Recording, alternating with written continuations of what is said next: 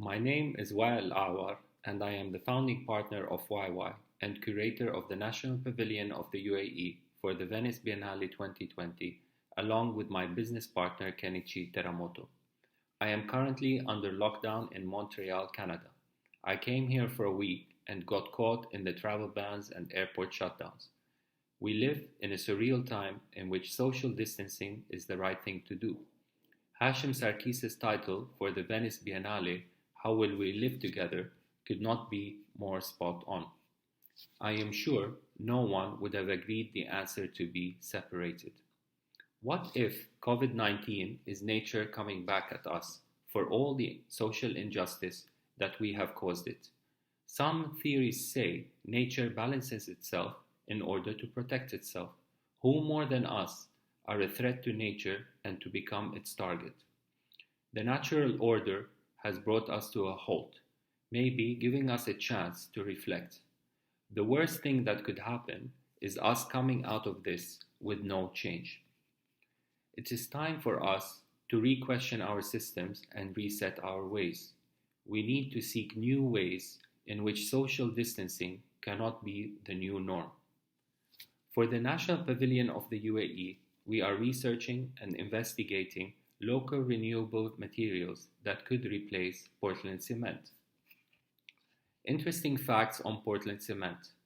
1. Portland cement accounts for 10% of global CO2 emissions. 2. Portland cement is the second most consumed material on the planet after water. 3.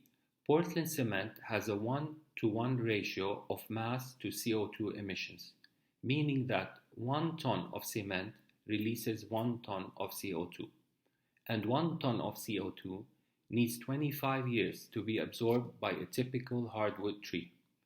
To put things more into perspective, 1 ton of cement builds a column of approximately 4 meters high. If Portland cement was invented today, not a single institution would approve it as it's such an environmentally disastrous material. As architects, we feel obliged to address this problem and start investigating alternative sustainable solutions. The problem of Portland cement is mostly in the transformation of CaCO3, commonly known as limestone, to CaCO. Hence, one needs to start by investigating the local geography and geology. While exploring the local geography, we were immediately captivated by the sabkhas of the UAE. The sabkhas of the UAE are amongst the largest and most intact in the world. They are living organisms or environments that form a crystallized surface rich in different types of salts. Inspired by this natural phenomenon, we began investigating the different salts and their potentials to create a new cement. History has also shown us the magnificent town of Siwa in Egypt that was built 800 years ago from local sabkhas. In addition, Star Wars has shown us Shatt al-Jurd Sabkha in Tunisia and its architecture. Our intent is not to propose a return to vernacular architecture, but a new cement mix that meets the modern requirements of speed and scale. To do that, we have partnered with 3 academic institutions: the New York University of Abu Dhabi, the American University of Sharjah, and the University of Tokyo.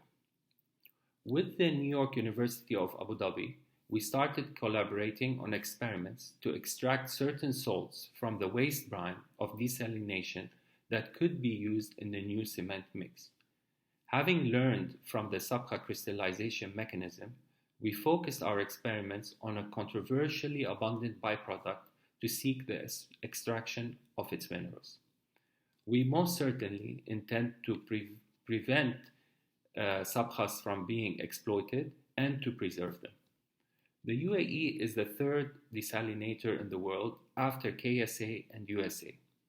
KSA has a population of 33 million and the USA has a population of 330 million, while the UAE has a population of 9.5 million.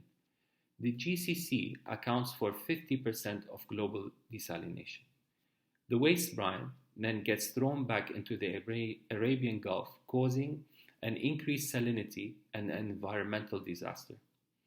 Due to the extraction of oil and desalination, the UAE is amongst the top 5 CO2 emitters per capita.